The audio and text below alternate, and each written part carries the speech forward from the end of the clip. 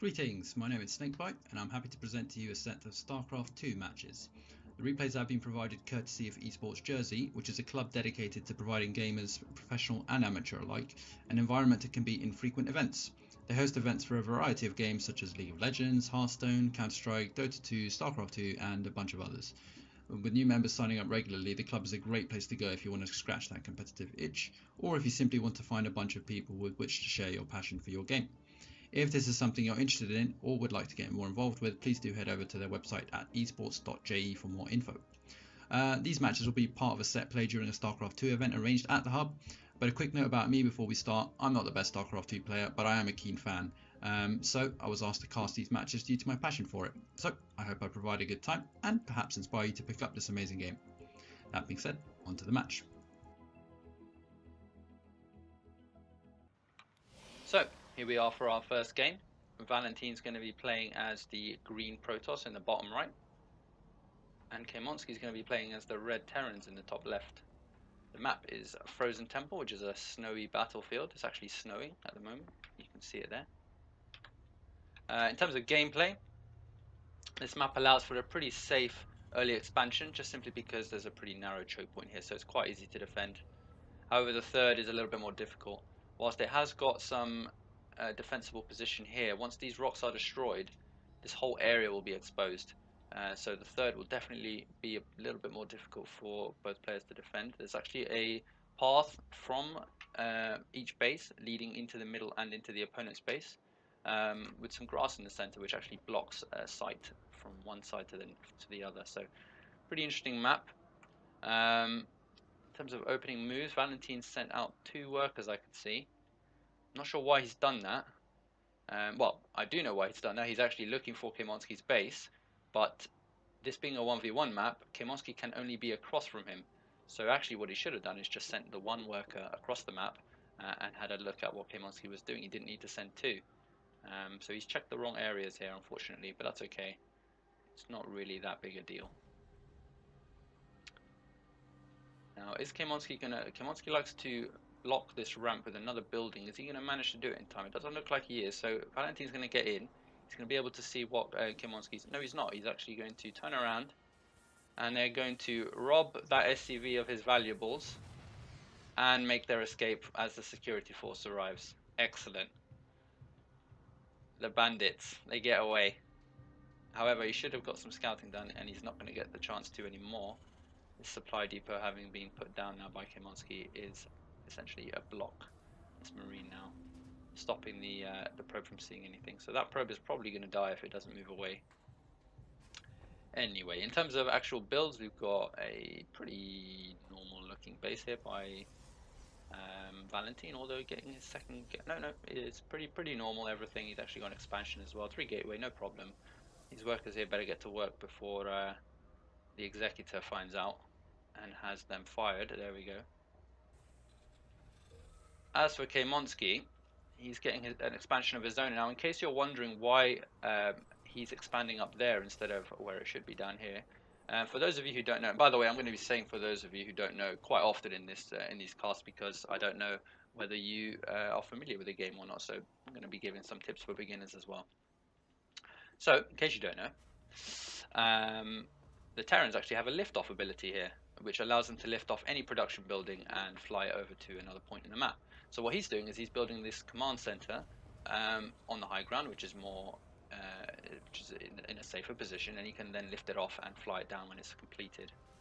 In terms of his actual build, what we're seeing is a 1-1-1 build, which is a Terran strategy where you build 1 barracks, 1 factory, and 1 starport consecutively and quite quickly, one after the other. I'm guessing the aim for a.k.a. here is to lift off the factory and swap it with the starport, and that will allow him to get the Banshee out. And I say that because he's not building anything out of this factory. So you're going to see here the lift-off mechanic. Pretty cool. He's building a bunker down there. So pretty solid defense already. He's even got this SCV out here to scout for any movements from by Valenteen. That's actually a pretty good idea. I've started doing this myself. 1 worker doesn't cost very much, and you know, forward warning of what the of when an opponent's attack's about to arrive is a pretty useful thing to have. So having that out there is pretty useful. If Valenteen moves out, he's going to be able to see it. Really, really good idea. So he's he's actually built another tech lab. Oh, because he's building a cyclone. Okay. So I don't think it's much of a spoiler for me to say here that it's pretty likely that K-Monski's going to be going a mechanical composition. Mechanical units, so just to clarify for those of you who don't know, Terrans can, generally speaking, go for two strategies. You can go for a barracks-based build, which is mostly Marines and Marauders, supported by Medivacs, or you can go for a mechanical-based build, which is mostly Hellions and Hellbats, along with Siege Tanks, supported by whatever else, Thors, Cyclones, Widow Mines, and air units. I know for a fact that K-Monski is basically a mechanical based player. He likes to go for that. So I wouldn't be surprised if we see him going for mech for the majority of these games. However, he could surprise us. He does like to throw a spanner in the works from time to time. Got an observer here coming out from Valenteen. What's going on in his base? 3 gateways, pretty standard. Building up a pretty balanced force here. Well, there's a mothership core. Has he not got one? Not just yet. Twilight Council's actually researching Blink. Okay, that's pretty useful. So that means when he makes his... Well, I'll explain that in a moment. As for what's going on here, he's actually seeing everything that K-Monski has, and K-Monski, as you can see, doesn't know about it because this observer is actually invisible. There is that slight shimmer that you can see, by the way. K-Monski can also see it, but he has to be able to notice it. And obviously, once the observer stands still, it's much more difficult to spot. Nevertheless, Valenteen has now seen everything that K-Monski has, and as a result, is moving out. Is K-Monski going to spot all this? He is. So that worker, acting as a great scout, has actually managed to reveal to him that Valenteen's going to be making an attack here. He's got a warp prism in support, which is going to allow him to warp in units as well. Excuse me. Is this going to be the end for K-Monski here? Because one Cyclone, has he got another one? He's got another one up there. He's got nothing else in his base. He's got 9 Marines and 2 Cyclones. He's decided to build a missile turret upon seeing a bunch of Stalkers. I'm not sure what he's thinking there. Valenteen, is he going to push or is he not going to? He is going to push. Okay, so the attack begins. Blink's not actually finished yet. He hasn't got the ability available to him. And now he should be able to use it. And if he uses Blink, what he's able to do is make a short-range teleport backwards and save the Stalkers which are on low health. But he's not actually using it. He's forgetting to use it. K-Monski's actually pulled his workers, which is allowing him to defend this quite easily, actually. And actually, Valenteen's attack didn't work out at all, where it probably should have. See, right here, this Stalker, on orange health, he should be able to blink it backwards, teleport it backwards, and save it. But instead, he's going to lose everything. So a pretty nice defense here by K-Monski. But Valenteen isn't done yet. What's he going to do with this? Nothing just yet. I'll just zoom out again. Oh, by the way, let me bring the names up. There we go. So he's not quite finished yet. He's sending the warp prism on the high ground. Those Stalkers could follow up, blink onto the cliff and keep pressuring, but I'm not sure it's a good idea now that K-Monski's got... He's only warping in... Okay, he's only warping in 2. This is... warping in 3. Not a good play by Valenteen. He's just thrown 3 Stalkers away. As you can see in the top left, Valenteen has pretty much lost double the amount that K-Monski has at this point, making this whole attack not very cost effective. Now it's going to be driven away. However, I'm pretty sure K-Monski must have lost some workers in all this. Yeah, so he lost 9 workers in the midst of all this because he had to pull them to the front line. And the Stalkers, well, all the units, they managed to kill some of them. So even though Valenteen's actually behind here in terms of units lost, the fact that K-Monski lost 9 workers potentially evens it out a little bit. He's actually expanded though, so he's got a 3rd base. Oh, and so is actually Valenteen. Okay, so they're both on top of their macro. Not bad. I like the way he expanded, by the way. Like, he's under attack and he's just floating over a command center, and he's building a 4th as well. My lord. Wait, how many workers has he? He's got 2 workers here, 3 workers, 5 workers. So he's being a bit greedy here because, well, greedy would be if he was actually expanding and making use of the minerals, but this is beyond greedy, because before expanding again, he should really just be making more workers and making this be 16 out of 16, because that's the most efficient way to mine bases in this game. Never mind. So Valenteen's moving out again. He's not done. He's going back in. He's built a bunch of cannons for defense here for some reason. Oh yeah, probably because he saw the Banshee. Not bad. Oh, he's got a Dark Shrine as well, so I'll explain what that does a little bit later on. Let's see if this does anything. I don't expect it to, considering Kemonski's got a planetary fortress here waiting. He's got some Liberators out, which are good for locking down this narrow choke point. Very good idea. What else is going on around here? He's got 4 idle workers. Not very good. Not very good at all. So, what's he going to get done here? Is he going to pick off a few workers and then back away? He's decided to attack the planetary fortress, which is not a good idea, because Kemonski, all he has to do is repair it, rendering this whole attack essentially pointless. And Valenteen's lost all his units. Pretty decent defense here by Kemonski. He's got good positioning with his units. He's got a Liberator covering the middle ground here. We've got a siege tank in the higher ground. Not bad. Alright, I'm going to focus away from Kemonski here. I am a Terran player myself, so I do tend to draw my eye in that direction. Although I must notice that in the top left, Valenteen's actually got 60 workers, and Kemonski's lagging behind with 49. Now, it is expected for Protoss to have more workers at this stage, but not by that much. And the reason I say that is because the Chrono Boost ability, which is this excuse me, it's this magic thingy going around, is actually boosting the output of the building that it's placed upon by, I think it's 25%, I'm not too sure, 10 to 25%, I'm just going to go with that. So it allows you to make workers much quicker than anybody else usually could. So that's why he's actually ahead by so much, although Valenteen really should have, no, not Valenteen, Kemonski really should have more workers built at this point. Let's see what else is being built. So we've got 4 gateways. Oh, we can see here that Valenteen's actually making 2 Stargates, so he might be thinking about transitioning to a primarily air-based force. Now, I said I would explain what this is. A Dark Shrine allows you to build a Dark Templar here.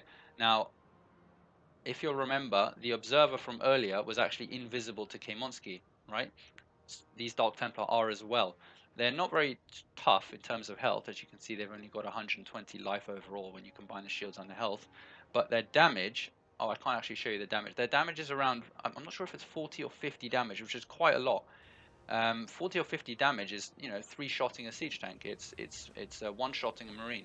So a pretty strong unit. And if Kemonski doesn't notice these, then he could be taking a lot of damage in fights when he doesn't realize why. Now Valenteen's actually expanded here as well, but that's okay for him because he's got all of his bases fully saturated, in fact oversaturated with the red numbers indicating there. So here are the Dark Templar in battle. As you can see, they are actually invisible to Kemonski. You can kind of see them there. Without detection, he's not going to be able to deal with it. This is pretty good. He's actually denying an expansion here belonging to Kemonski, although not for very long. In fact, Kemonski could have just flown his Raven here, which is actually a detector. As you can see at the bottom, it says yellow detector. Could have just flown it down, revealed the Dark Templar, and killed them with all these Banshees that he had. So that's a bit of a misplay there. He could have just kept the command center where it was, but not a big deal. However, these Dark Templar are probably not going to get anything else done because Kemonski is putting turrets all over the place here. So the Dark Templar are not going to be doing much. This Warp Prism as well will not be able to unload any units inside of Kemonski's base because there's far too many turrets protecting it as well. These turrets, by the way, are actually anti-air, not anti-ground. So not very much that Valenteen's going to get done. I'm going to speed it up a little bit because I get the feeling not much is happening. We've got the Warp Prism not doing very much, so he's just biding his time, and that's fine. Meanwhile, Valenteen building up his army. He's gone for Void Rays, which are a dedicated... no, not dedicated, pardon me. They are actually a all-purpose air unit. Particularly good for killing armored units, but they can attack air and ground, so pretty solid. These scanner sweep things are actually from the Terran. It's actually showing a.k.a. everything that Valenteen has in that area. So he did see the army, he did see the Void Rays. He can see that Valenteen has a third base, but he doesn't know that he's got a fourth, or in fact a fifth. Just zoom out here ever so slightly. There we go. So there's a mechanical composition that was to be expected. A whole bunch of siege tanks, which are pretty tough to break once they're well placed defensively. Not as many liberators as I expected him to have. He's got a bunch of banshees and ravens though. So overall, we're going to get a macro game out of the two players. They're going to be building up their forces and eventually having hopefully a large, exciting battle towards the end of the game, or multiple. As you can see in the top left, a.k.a. still actually doesn't have enough workers. I don't know why. He actually has no excuse not to have enough workers. He has, how many command centers? He's got 1, 2, 3, 4, 5, 6, and 7 command centers. So he really has no excuse to be having more workers at this stage, and it's really putting him behind economically. In fact, he's already out of minerals. So Valenteen's poking up the ramp to see what's happening, but he's decided to turn around, and I don't blame him. This is a whole bunch of stuff, and there's no way that he was going to survive that battle. Better to bide his time, take the map. He is doing better economically. This is an excellent choice, and I remember the Valenteen of the past would have just rolled up the ramp. You know, I'm max supply, as you can see in the top right, 194 out of 200. I've got plenty of supply. I'm just going to roll up and see what happens. No, you need to back up at this stage. This is too well a defended position. Now, these Thors actually, yeah, these are a bit different. Oh yeah, they're collector's edition Thors. a.k.a. was a backer of the first game, Wings of Liberty. Bought the collector's edition, which gives him access to a pretty cool skin there. Pretty nice. Oh, he's scanning again, so he has spotted everything that Valenteen's got. You can see a whole bunch of, he's got quite a lot of Archons there. Archons are actually a naturally good counter to, well, anything. Actually, Archons are a good counter to anything because of their high health pool. 360 health in Starcraft 2 is a very substantial amount of HP to have. They do actually have quite a powerful attack as well. Again, which I can't show you because it's an observer. Before I quickly comment on that, he's also got a few Tempests which are also able to attack both air and ground. They've got very long range attack, very difficult to kill, and if Valenteen builds enough of these, it could cause a huge problem to a.k.a. Nevertheless, a.k.a. going on the offensive. He has decided to poke out and see what exactly Valenteen's got. They are both, after all, on max supply, so why not? Let's have a look at the workers tab again. So, in theory, a.k.a. should have a much stronger army because he's got less workers, and if they're both on 200 supply and one of them has less workers, then they should have more supply invested in their army. But he's left some of it at home, and this could be a problem. Because this here is a very, very powerful Protoss force, built, designed to counter mech strategies, and as you can see here, it looks like Valenteen's actually going to win here. He's got some Seeker missiles coming out, but he's actually flown his Ravens into his own Seeker missiles, and somehow we've ended up pretty much an even battle between the two. Widowmines and some Thors survive along with the Banshees, and all the Tempests survive, which is pretty good for Valenteen because these are very expensive units which take a long time to build. These Widowmines aren't doing very much. Not sure what they're doing there. So, back home to rebuild for a.k.a. What's he going to do? He's got plenty of starports, so now that he's seeing all these Tempests, he could actually just start building a whole bunch of Vikings, which are very good anti-air units. But Valenteen here is going to decide to push out and harass a little bit a.k.a.'s base. I wonder how much he'll get done. In fact, there's nothing around to actually defend this, so it's not a bad idea. There's a battle here somewhere. I missed it. Never mind. Getting rid of the command centers. Mostly just being a pain. a.k.a.'s backside. In the meantime, what have we got going on in Valenteen's base? Are there any units being built? More Tempests. So he really is committing to this air build. Kemonski, meantime, is actually building siege tanks. He's going to have to react to this air transition because siege tanks can't attack air units, and widow mines are completely ineffective once Valenteen brings an observer around to detect them. Okay, there are the Vikings. Very good. He's definitely committing to some anti-air now at last, although he should be focusing on Vikings at this point in time and not Ravens, I would say. But that's okay. He's already got one Raven here. Ravens, incidentally, are the flying aerial caster unit of the Terrans. They've got multiple abilities, but the main one here, the most important one against Tempests, are the point defense drones. Point defense drones are a aerial building unit which are put there by the Raven, and they actually shoot out of the sky projectiles. Actually, not out of the sky necessarily. Actually, destroys the ground ones as well.